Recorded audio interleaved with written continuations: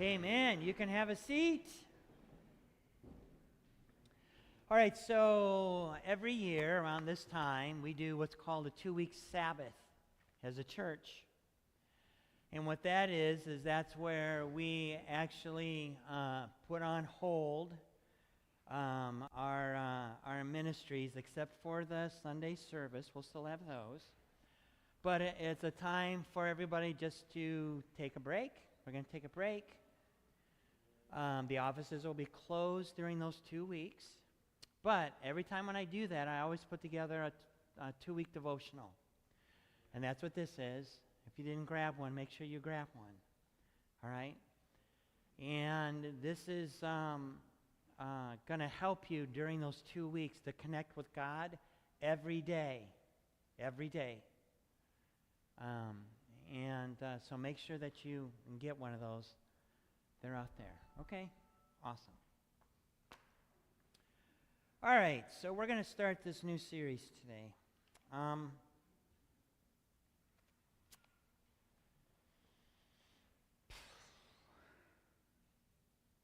So we're starting this series, More of God. That's what this is titled. And during our time, during these next 4 weeks, we're going to discover 4 ways to experience more of God. There's more than just 4, but we're going to look at 4.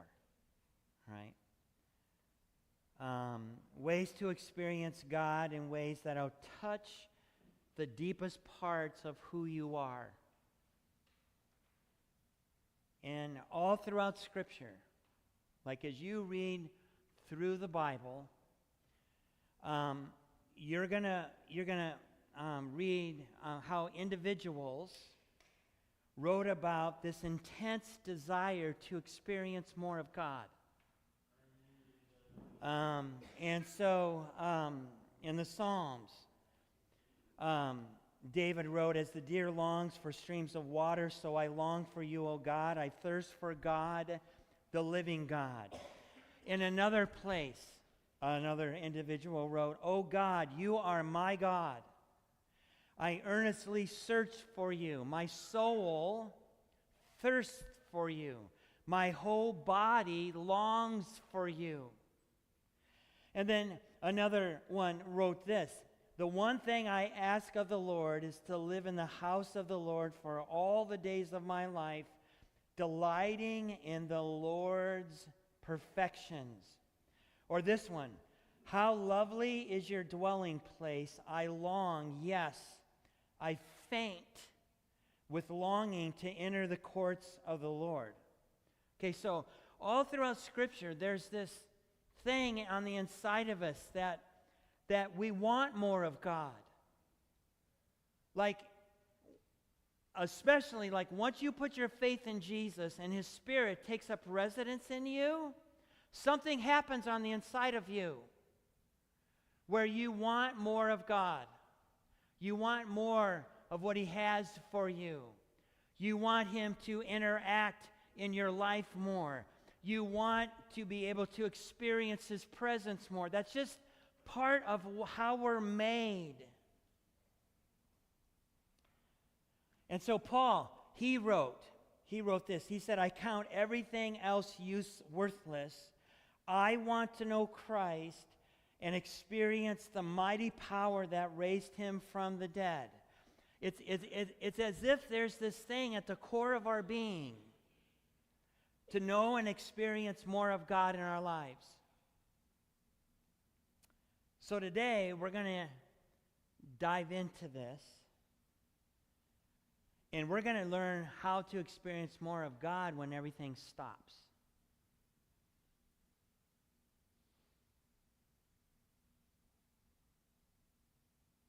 Here's the main thing, the one thing I want you to get today. It's this. Here it is. Peace isn't found in the absence of chaos. It's found in the presence of God. Peace is not found in the absence of chaos. It's found in the presence of God. Okay? So we're going to be spending time in Psalm 46 today. That's where we're going. Okay, Psalm 46. Most of the Psalms were written by David, but some of them were not.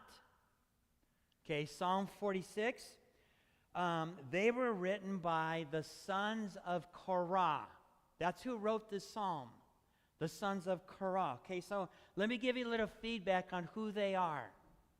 All right, most scholars believe that this psalm celebrates God's miraculous deliverance from Jerusalem during an Assyrian invasion. And Assyria, like when they would conquer a place, it was brutal. It was devastating. There was lots of death. There was lots of burning of everything. That's just what they did. Okay? And so this psalm was written after Jerusalem was going to be taken over by them. And at this point, they had no hope. No hope as far as what they were going to do against this enormous army. In fact, the city was surrounded. Jerusalem was completely surrounded.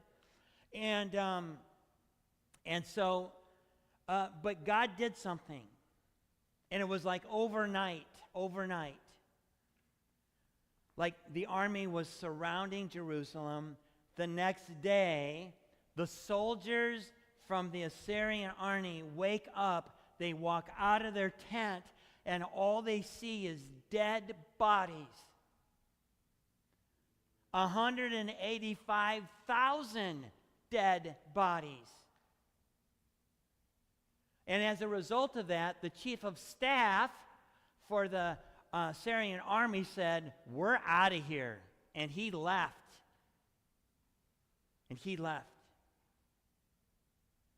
And so this psalm gets written after this takes place. After the chaos. After being of not having any hope.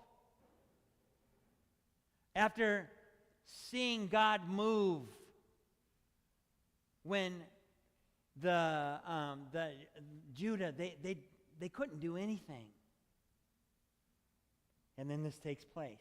And so this psalm is divided into 3 sections. Okay? And it's actually a song. So they actually sung this. And I could just see all of these people, after this takes place, everyone was just scared out of their minds. And then this big, huge army, they just leave.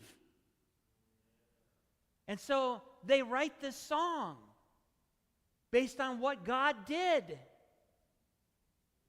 And after every section, there is the word, it might say interlude, but the Hebrew word is Selah. Selah. Now, it's not just a pause. It's an invitation to stop and breathe and take in what God just did. So I could see them doing this. They sing the first part of the song, and then they all stop. And they think about what God just did. And then they sing the next part. And then they stop. And they think about what God just did. 3 times they do that. Okay? All right, so I've got a jug up here. Okay? Now, as I'm shaking this around, it's getting kind of cloudy and yucky, right?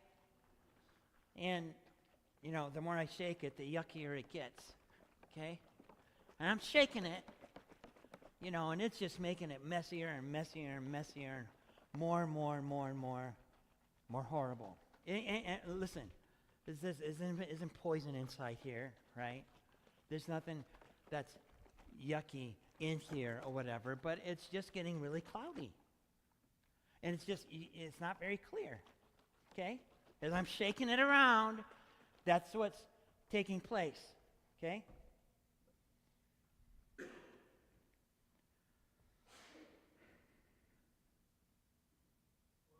But okay, so I could keep shaking it, and it'll stay cloudy.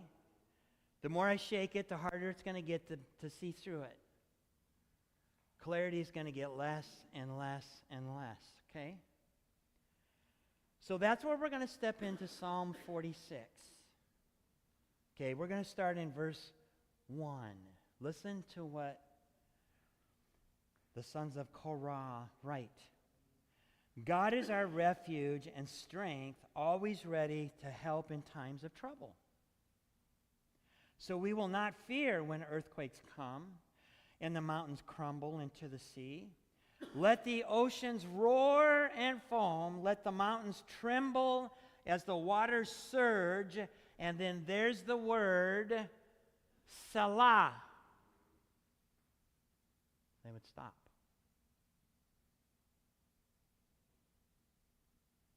Psalm 46 doesn't start by removing the chaos. Okay? The mountains are still falling. The earth is still shaking. The waters are still roaring. See, the problem isn't that the storms exist. That's not the issue. The problem is that the storms can make it difficult for us to see God clearly.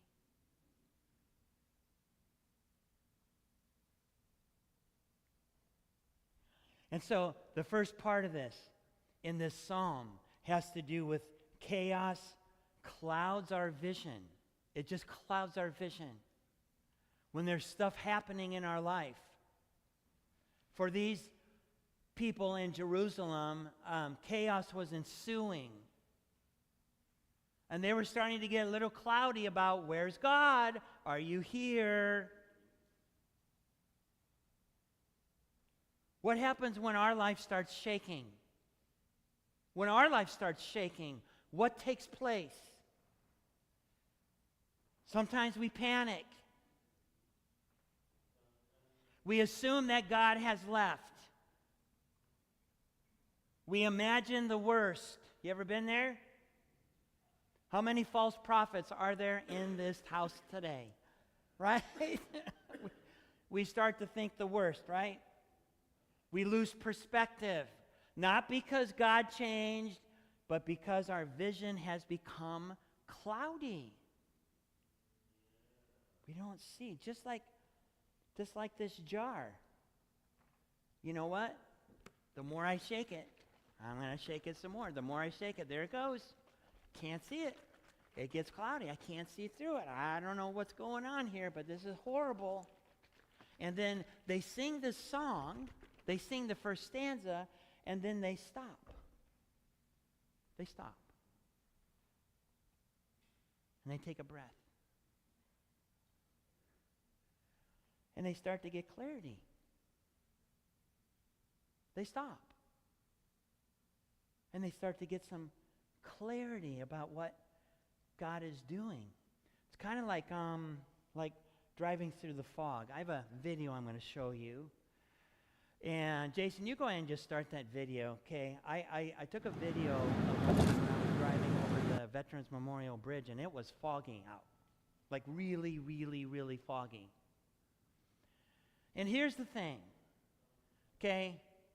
The town is still there. It's still there. Like it hasn't gone anywhere, right? And there were times like you couldn't even see the top of the bridge. The bridge is still there, right? And people are still living their lives down there, whatever, but that's all I could see. I couldn't see the clarity, but the reality is it was still there. And so in this first part of the psalm, the sons of Selah are saying, look, even though all of these things are taking place, and it sounds horrible, the truth is God hasn't gone anywhere. He's there. He is still there. You just can't see him. You can't see him because you are so involved in like shaking this stuff up. And the more that you do that, the cloudier it gets. And so they're saying, no, listen. Life can be like that. Especially during our life storms that we have, right? God hasn't disappeared. What's happened is our perspective has gotten cloudy. We've gotten cloudy. All right? And then we get to the second section of this. Listen. Psalm 46, starting in verse 7. A river brings joy to the city of our God, the sacred home of the Most High. God dwells in that city. It cannot be destroyed. From the very break of day, God will protect it. The nations are in chaos, and their kingdoms crumble. God's voice thunders, and the earth melts. The Lord of heaven's armies is among us. The God of Israel is our fortress. Selah. Stop. Breathe.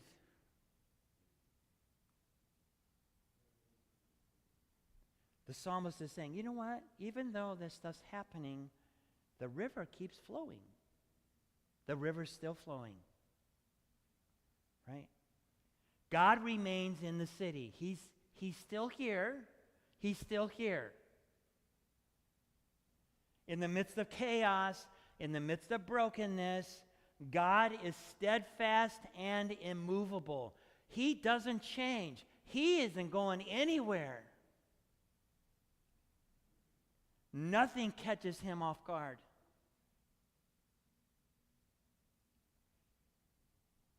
Point 2, while everything outside is changing, God hasn't moved an inch. He hasn't moved. He's still here. He's still for you. He's not against you. He has your back.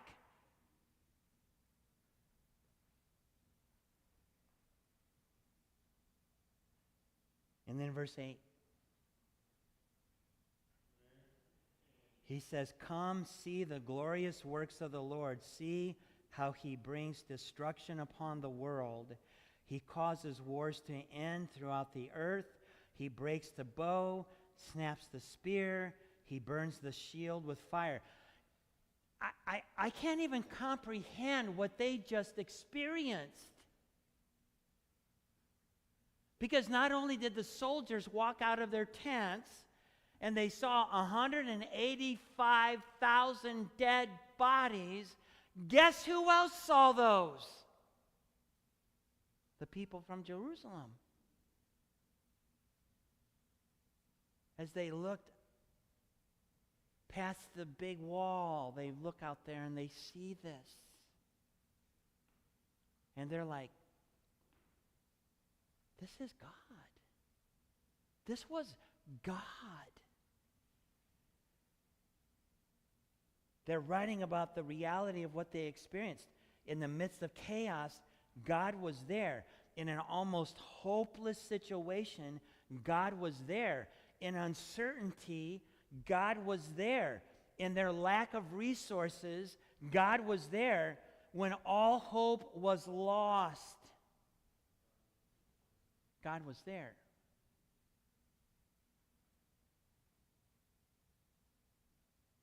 And they stopped. Because God wanted to give them some clarity. Wanted to give them some clarity to go, okay, stop. Just stop. Think about what he has done. All of us here in this room, every one of you has a story where you have gone through a life storm And God has showed up. He was there. Now, sometime in the middle of the storm, you're wondering, God, right now would be a good time to intervene. Not like right now would be good. But he was there. And then we get to verse 10. Maybe you've heard this verse before, but it's important that we get the context and the worldview that they had when they wrote this. Verse 10, be still and know that I am God. I will be honored by every nation, and I will be honored throughout the world.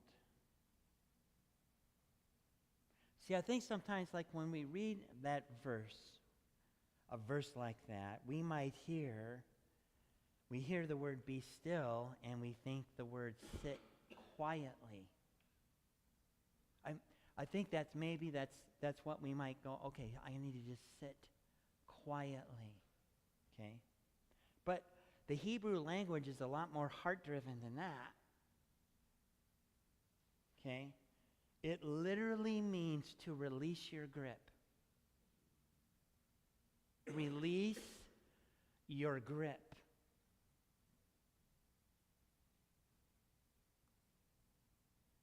Stop striving. Let go. Stop fighting. Okay, what would happen like every 10 seconds if I walked up here and I just shook this? Like every 10 seconds. I'm going to shake this, okay? Da-da-da-da. I'm going to put it down. Some time go by. Okay. I'm going to shake it some more. Okay, I'm going to put this on here. Okay, I'm going to... Let's leave it. Oh, wait, I'm going to shake some more. Okay, I'm going to shake this some more. Okay, and you do that. And you do that. You know what's going to happen? You're never going to get clarity. It's always going to be foggy.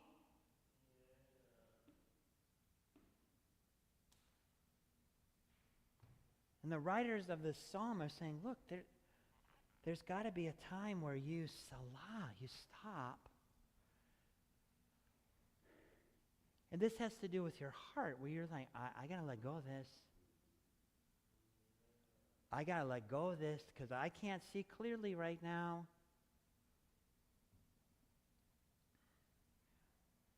And we do that, right, with our hearts every single time. Every notification, we give a shake.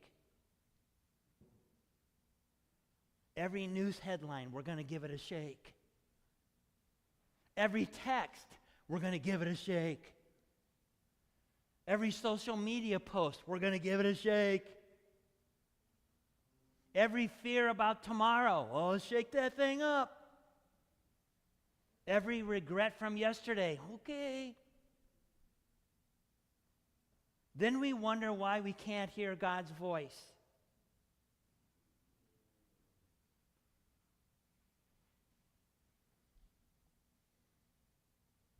But as it sits,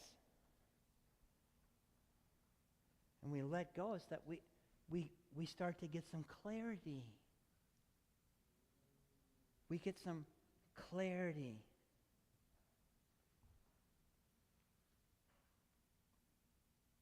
Okay, listen. I didn't filter this.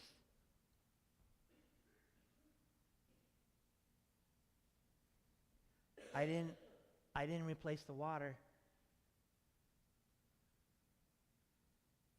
I didn't scoop out the stuff in it. I just stopped shaking it. I just stopped shaking it. Can I suggest something?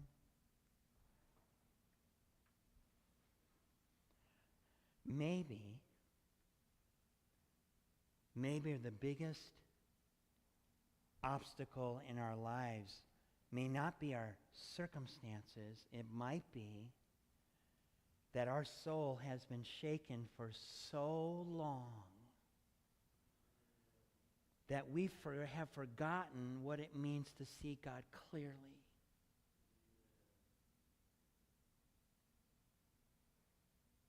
Be still and know that I am God.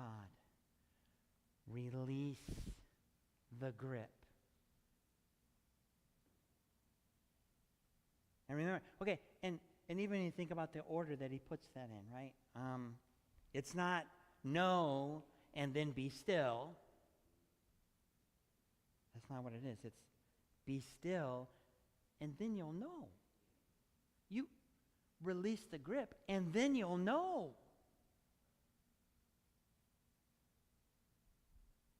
Because clarity follows surrender. That's what happened in my life over and over and over and over again. I have to revisit this numerous times in my life. When I finally choose to surrender, I get clarity.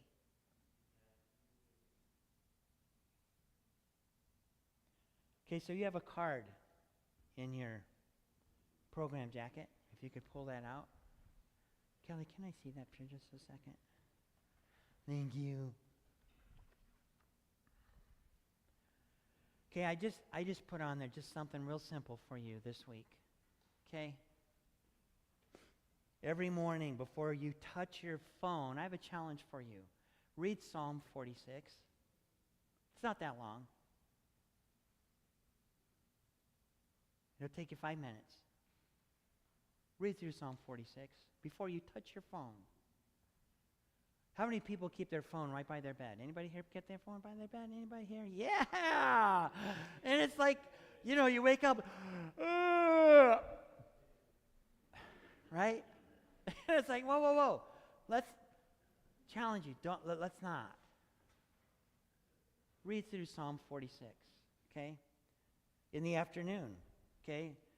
When you're going through the day and it's starting to feel overwhelming for the day, ask yourself a question. Am I seeing things clearly, or has my soul become muddy again? Am I shaking this up? Right? And then at night, sit quietly with God for 5 minutes. 5 minutes. What is that? 3 commercials? I don't know. I don't know.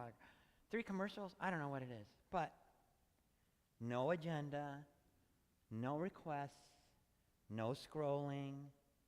Simply remind yourself, God is my refuge. God is my strength. God is with me. God is still God. Just a challenge this week. All right? And if you do that, see how much more clarity you have. See how much more clarity you have with him. Okay.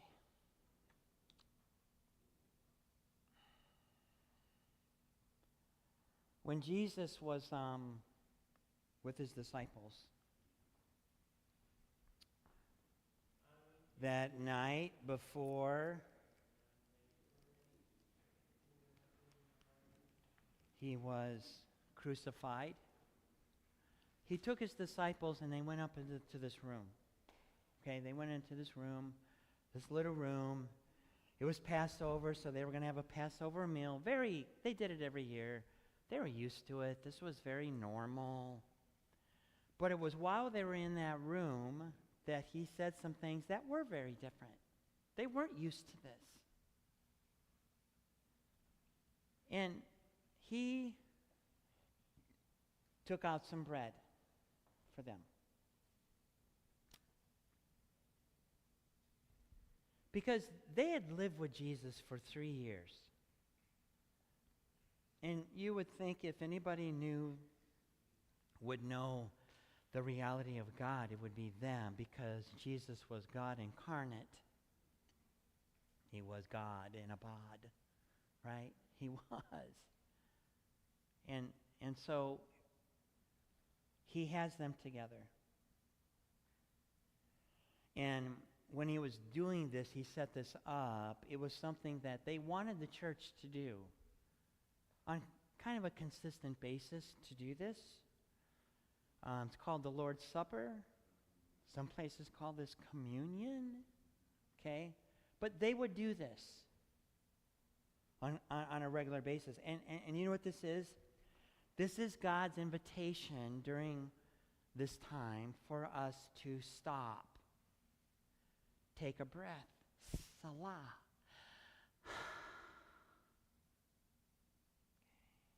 for just a few moments, and remember some things. Remember His grace in your life. Remember His forgiveness.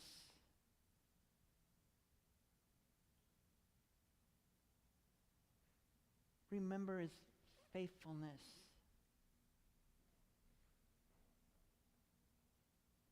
Remember that when everything else changes, Jesus is the same yesterday, today, and forever.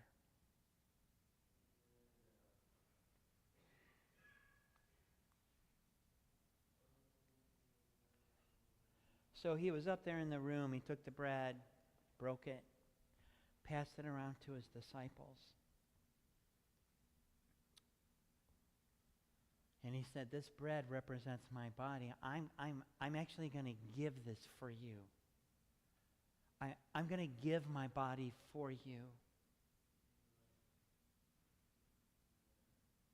And before we take this, I'm just going to give you a few seconds to maybe let God know, what are you holding on to tightly this morning? What is it? What is it that you're holding on to? You know, it's just too tight. I'm holding it so tight, I don't even have clarity.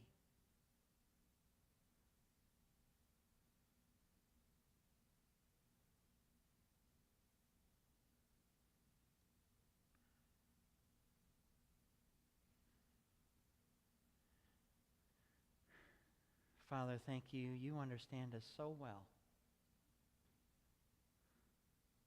You became one of us. You know that it's not second nature for us to let go of things. But God, we do that with you this morning. We give it into your hands. Thank you for sending Jesus to give His body for us.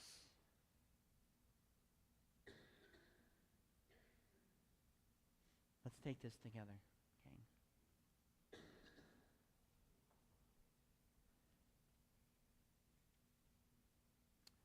Then He brought out the cup of wine.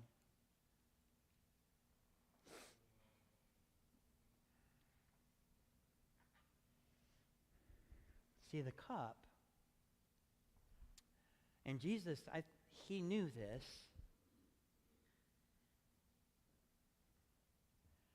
The cup, that reminds us of our greatest problem, and it's sin.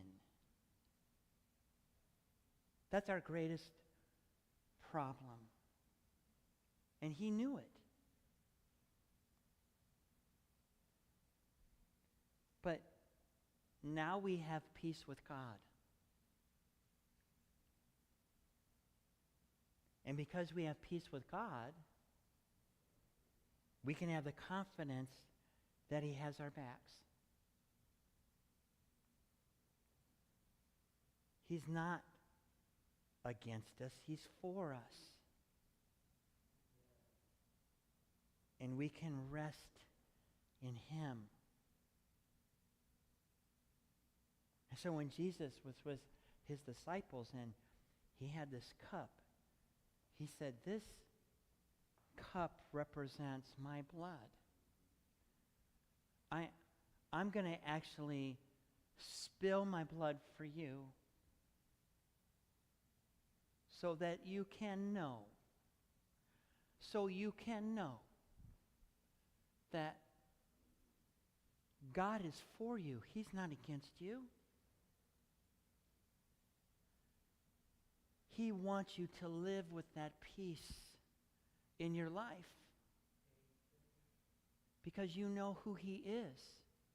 In the midst of chaos, in the midst of the storm, he's not going anywhere. He's just asking you, let it go, and then you can clearly see me in the midst of your storm. You can see me. I'm there. And so Jesus said every single time when you gather together and you get the cup out, I want you to remember. Remember. I came for you. I gave my body for you. I spilled my blood for you. So that this big problem of sin that's in your life, I'm going to break it. That power it had over your life, it's going to be over. Because of what I did. Because I love you. Let's take this together, okay?